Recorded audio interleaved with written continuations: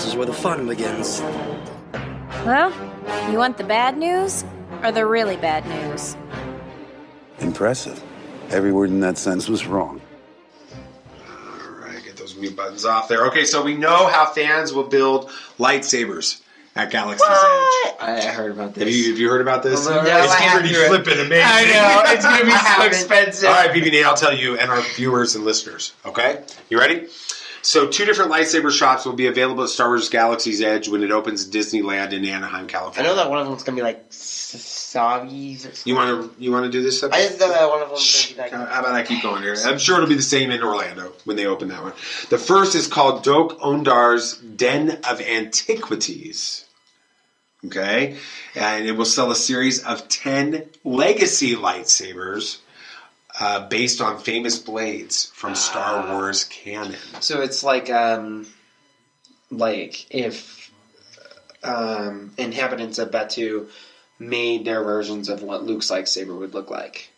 Or you can go and, we found this lightsaber somewhere, and you can pretend like you're buying one of these characters' lightsabers. Okay, I see something you. like that. Cool. I only have 1, 2, 3, 4, 5, I think 7. I don't know. I didn't, or maybe 6. I didn't get the list of all of them, but we know they're going to have Ahsoka Tano's, Darth Vader. Both? Ahsoka's? I don't know. Just move.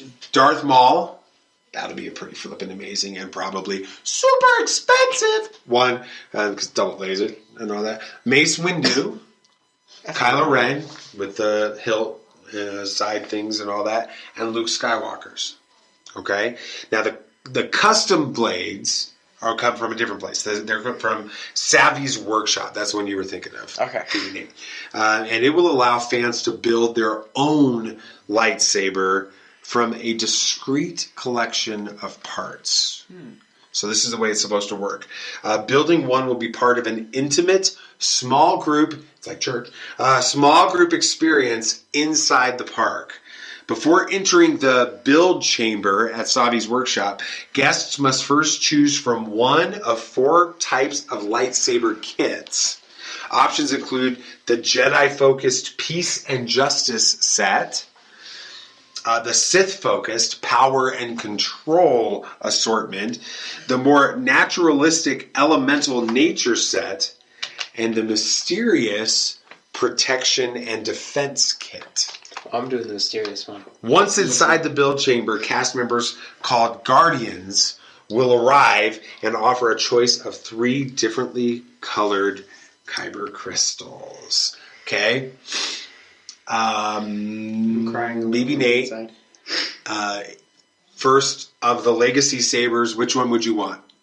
Oh, Ahsoka's. Really? Those are cool. The smaller blades from Ahsoka. What about you, BB or Samuel? Was there Luke on there? Luke Skywalker. Yeah, I want Luke. His Return of the Jedi one. Yeah.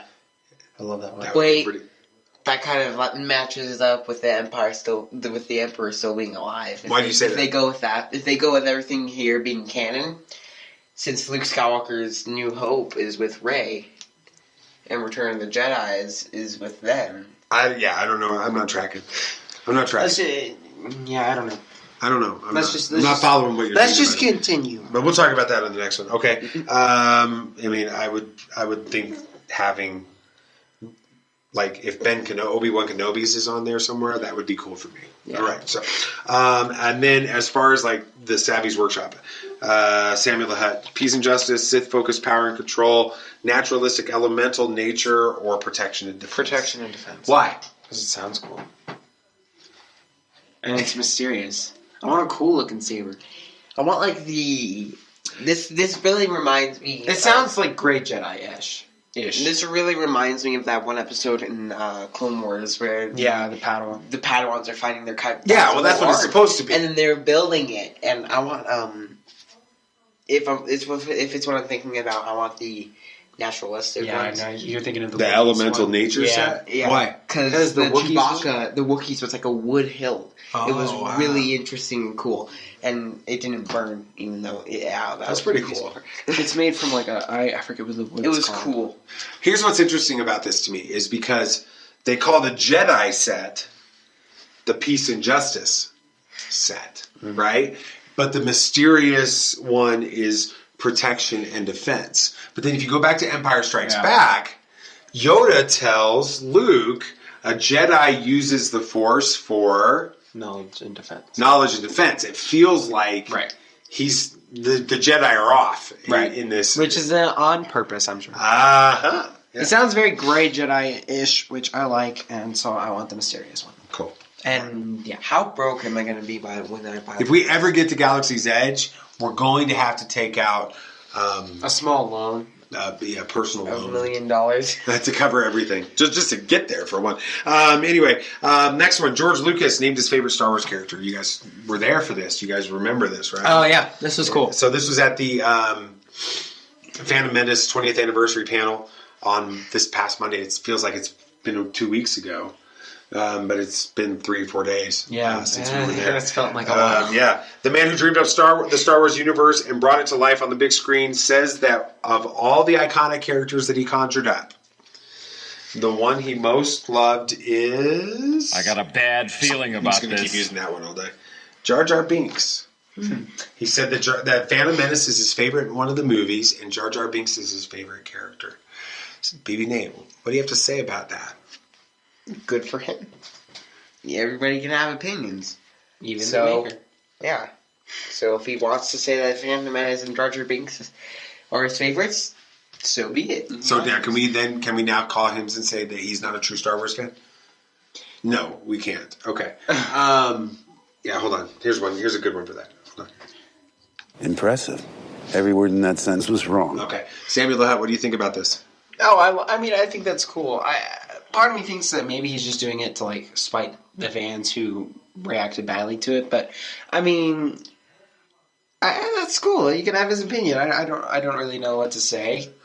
Well, let's talk about just the panel, because we didn't really talk about the Phantom Menace panel. We didn't do our podcast on it, and we don't have to get into details. There wasn't much to it. It was more of just a, hey, this is the Phantom Menace. Here's some fun stories. Ian McDiarmid was kind of cool. Yeah. Talking about the Emperor and that character and how... one of the things that I thought was pretty neat from that was how some of the cast members themselves didn't know that Palpatine and Darth Sidious were the same actor, that he was playing both of them, or that they were the same person, which is a really interesting, because that's the kind of the goal of that first one, is that Darth Sidious is that can maybe take a break and drink later. This is what they hear. All right. Sorry. I'm tired, and I apologize for being grumpy. I'm going to try not to be grumpy the rest of the show. I'm sorry. You guys forgive me? It's fine. Maybe. Okay. All right. But then, it was on there that George Lucas made this comment. But let's talk about the Ahmed Best moment. That was like probably one of the best moments of the entire con. Kind of similar to what happened with Kelly Marie Tran on Friday morning at the episode 9 panel. But Samuel, BB Nate, why don't you kind of tell our listeners and our viewers what happened with Ahmed Best? So we got what we wanted, a standing ovation for him. Then everybody started chanting his name while clapping for him while standing up. That was really cool. That was really cool. Cool moment. Yeah, and later on he went on record in an interview and said he was having a hard time keeping it together with that, which is an awesome moment for him. So, I think it's cool. You know, hey, what? Jar Jar Binks is a cool character. If you want to, he's a Sith Lord too. That's right, and he's Mom's favorite character from the Phantom Menace, and the Mom's favorite character. Period. I think so. She likes Jar Jar Binks, so. That's cool too.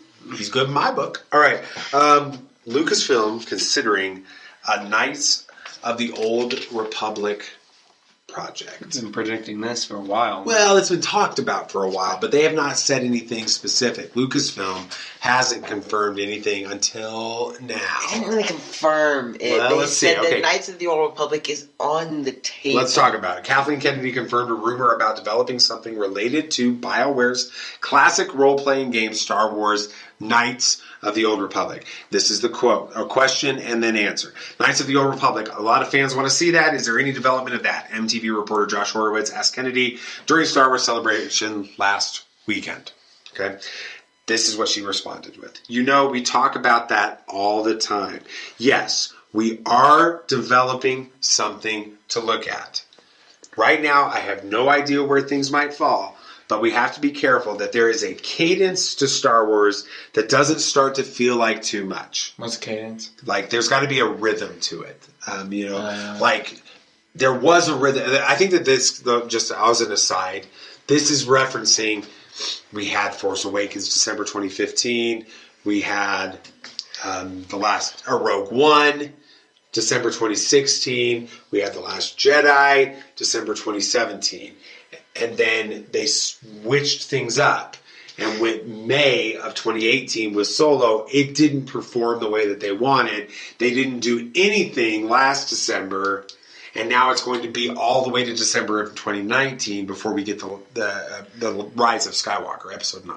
Right. What I think that she's referring here is it would have been a better cadence, a better rhythm for them to have done the Solo a Star Wars story this last December instead of previous May, and that's the cadence. Yeah. They're saying we just want to keep it going, keep it rhythmic, that kind of thing. So since they want to keep it like that, do you think that these movies or whatever it's going to be is going to be released exclusively for Disney Plus?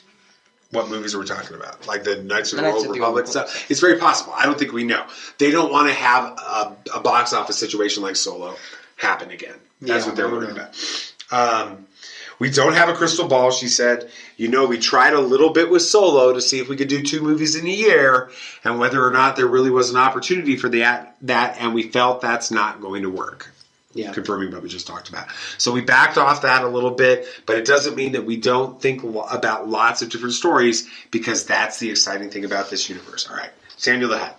Will we see something Knights of the Old Republic? And if we do, on what medium, what format will we see it? Yes. I'm having a tough time deciding between a movie. Scratch the movie. A TV series. Feeling sort of like Game of Thrones, but, Star Wars acceptable. I'm having a hard time deciding between that or games. They bring I don't think they'll do another game. You don't think so? Not at the Knights of the Old. No. All they could do is lose in a game format, because the